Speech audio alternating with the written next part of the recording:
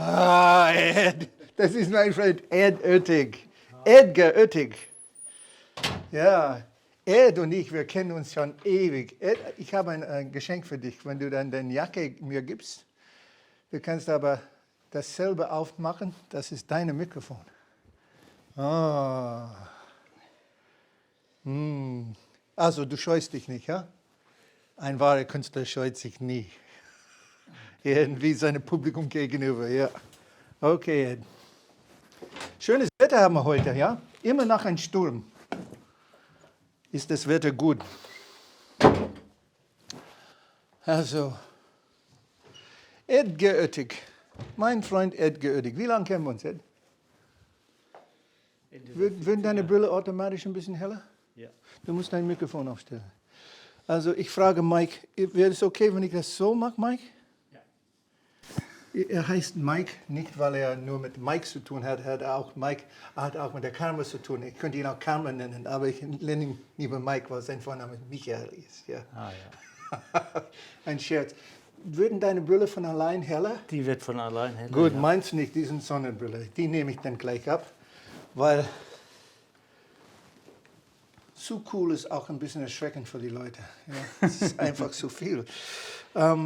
Ja, lieber Edgar Oettig, wir kennen uns seit wann? Ed? Wann hat deine Frau für mich diese Plakate für die Bamberger Barock-Sommerfest handgemalt? Mitte der 70er Jahre. Nein, Ja. ich bin erst 78, nach Deutschland 79, nach Bamberg. Es musste dann Anfang der 80er Jahren. Anfang der 80er meinetwegen auch. Kann Ja, sein, ja. Du hast mich damals besucht in der Judenstraße Nummer 12. Ja. Der Große, und hast immer wieder der Riesenkämpfer mit, welche Frau war das damals? Marion. Marion, du bist abgereist und hast einfach auf die Innenseite von einer Schallplatte-Hülse geschrieben, das halten wir nicht aus, wir müssen fahren. Weißt du noch? Ja. Ich weiß noch, ob ich das habe oder nicht, aber ich habe schon verstanden. Ja. Trotzdem, Ed und ich, wir sind gut befreundet. Ed wollte bei mir studieren eigentlich, damals. Ja. Und ich habe ihn abgeraten. Hast mich abgeraten, hast mir sozusagen das Glück meines Lebens gewiesen. Ne? Also, da gibt es kein besseres Hobby, als Musik zu machen. Ich kann das wirklich nur bestätigen, beziehungsweise beteuern. But I'd like to speak a little bit more English because both you, Michael Albert behind the camera, and Edgar Oettig von Peimar bei Grunsfeld. Ja. Grunsfeldhausen, Peimar. Ja, Ja. und in der Nähe von Tromba. He was the Zweitbürgermeister in Grunsfeldhausen, richtig? In Grunsfeld. In Grunsfeld. He also was a very good organizer of a very important recording session that I did in the, what's the name of that little church? RCS-Kapelle. It's a capella that was built as thanks from the Ritter. What's a Ritter? Kreuzritter. Kreuzritter. They went to Jerusalem, and when they came back, they built this capella as thanks to God that they had survived this. So ist es. This is in the time of Richard de Löwenherz, yeah, from England and the whole thing. And to make a long story short, Ed organized this wonderful church, and I brought a chamber orchestra from Prague Ja. and recorded in one afternoon, morning and afternoon, the Mozart oboe concerto on the trumpet, and did an arrangement of the oboe and flute concerto. The oboe concerto was in C and the flute concerto in D, so I put them together and performed it on the trumpet and recorded it, conducted, rehearsed the orchestra. And I also did another CD at the same time. Oh, that was later. With guitar and trumpet. Yeah. You organized that too? Yes. So Ed is a very important part of my, what the Germans would call künstlerische Schaffen. Barock-Sommerfest, nicht zu vergessen. Yes, and the Baroque Sommerfest, he was very helpful in Bamberg. Oh, you also had a Baroque Sommerfest in, where was that? In Grunsfeldhausen? No.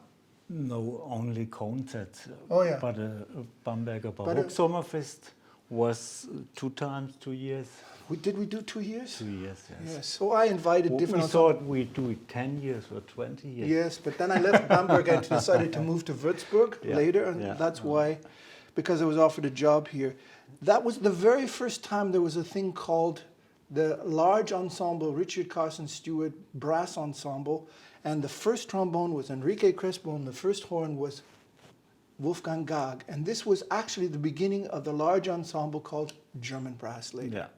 I played with them together in a quintet, and I invited them to play with me in a large ensemble. And this was in the Michaelskirche in Bamberg, remember? Yes. I had also organized a choir. You want to say something? We play in every church in Bamberg. Did we? With Deutsche Kammersolisten. Oh, the Deutsche Kammersolisten. For Also in the Rosengarten. Yeah. Your chamber orchestra. Yeah, my chamber orchestra. That's true. Yes. Yeah. And so it's very kind of you to remind me of that. I forget about all these things. These happened a long time ago, and this is now 40. I forget them too. This is this moment I remember. Yeah, well, that's why I want to have this little talk. This is 40 years ago. 40 years ago. I've been now living in Germany since September 16th, 1978. I came to Munich on the 16th of September, got my first job on the 4th of November in Dusseldorf, and was invited to Bamberg to play in the Bamberg Symphony Orchestra for the audition on the 4th of November. Actually, on the 4th of February 1979, I got a telegram, an invitation telegram. Where do you get things like that? That's like, so you see that in a movie of the 1930s. Telegram for Richard Carson Steuart, invitation to the Bamberg Symphony, things like that. It's really crazy. Anyway, so that's why I went to Bamberg and started these different things. Now, I don't want to talk too much about myself because this is not about me, it's about the trumpet. It's the man with the horns, but at the same time, you can't really, you can take the trumpet out of, the man out of the trumpet, but you can't take the trumpet out of the man. What's the, man kann der Mann aus seinem Beruf, aber man kann den Beruf nicht aus dem Mann, oder wie heißt es? You know what I mean? Ich weiß nicht, was du meinst. Ich meine, like I'm Canadian. I was talking last night to my girlfriend. I said, you know, I've been here, I'm 66 now, and I came when I was 22 to Germany, which means 2/3 of my life I've lived here. But on the street yesterday, I was talking to someone, and they said, well, how long have you been here? Where are you from? And I said, and there's some young guy about 20 years old, you know. I said, well, I'm from Canada. Oh, well, have a great time. Welcome to Germany. You're a very polite person. Where are you from? Canada. I said, yeah, I'm from Canada. Oh, that's very nice. Nice to have met you. I'm going, okay. I will always be a foreigner in Germany. And you are always a foreigner in the other country where you're not from. That's why I'm writing a book called A Portrait of an Artist as a Stranger in a Strange Land. And an artist is almost always a stranger in a strange land because a foreign land is always something. But even if I go back to Canada now, and I was thinking about this, Canada is not Canada as it was when I left. Art is the part of the human people. You mean, yeah, okay. Yeah. Yeah, that's very kind. The thing is about Ed is that he's never lost, no matter what he's experienced, you know, problems that I've had with not just Marion, not several women in my life, and problems that I've had with colleagues who perhaps never really appreciated me like he does and respects me. And this is one of the reasons that I had a very fine trumpet made, and I thought first of him because he was interested in a rotary valve trumpet, a German trumpet. Yeah. And so this is what he's brought today. This is the instrument that just got finished in January. You've only had it a couple of weeks, right, Ed? Yes. And a long story. A long story, yes. And this is take it out of the case, Ed, so that they can look at it very nicely. Wonderful.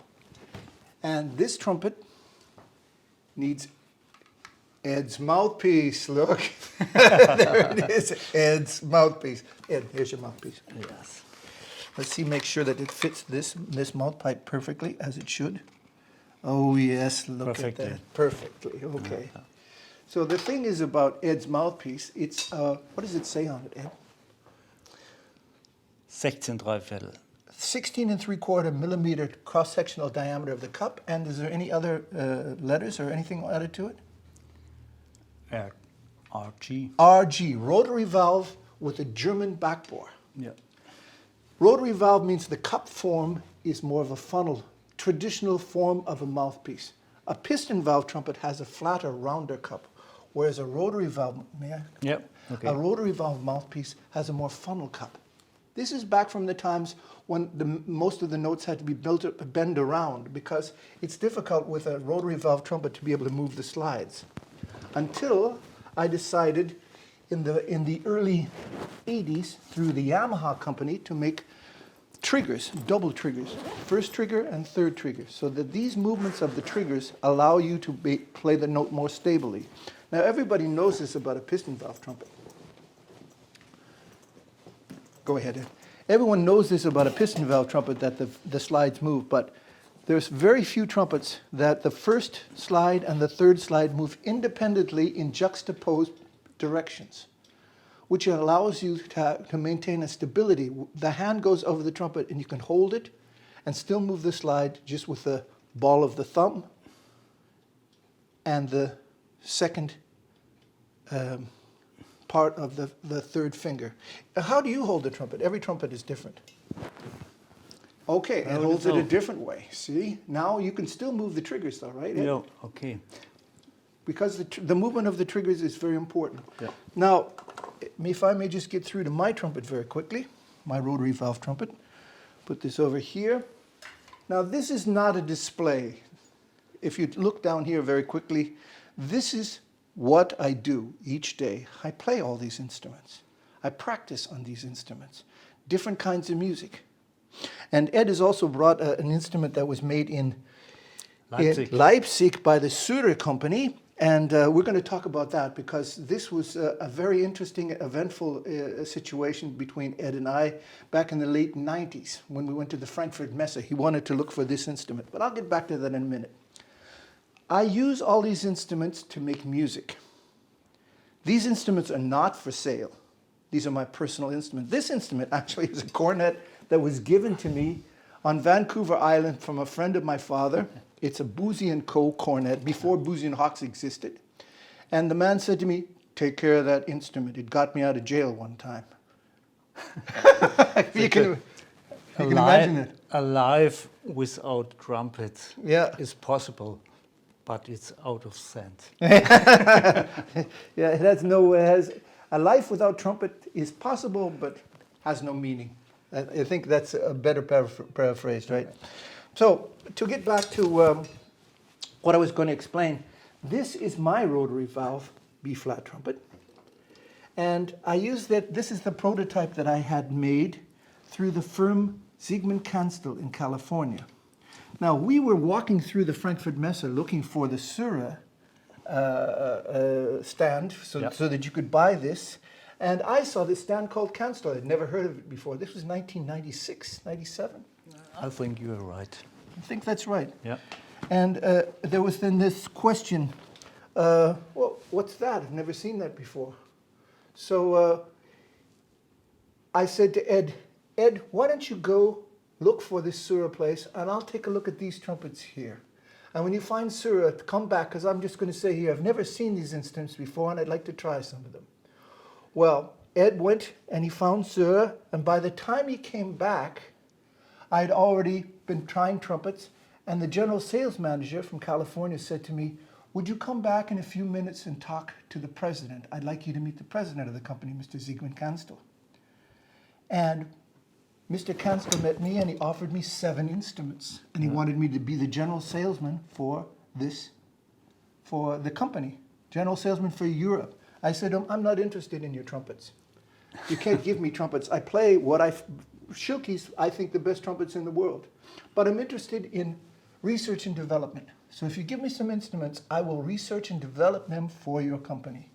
And if you want, I can represent your instruments in Europe on the side, but only in cooperation with my own development and mouthpiece generation. So I'll talk more about that in a minute when we come back to Richard Carson Steuart, the man with the horns, and his friend Edgar Uttig from Weimar.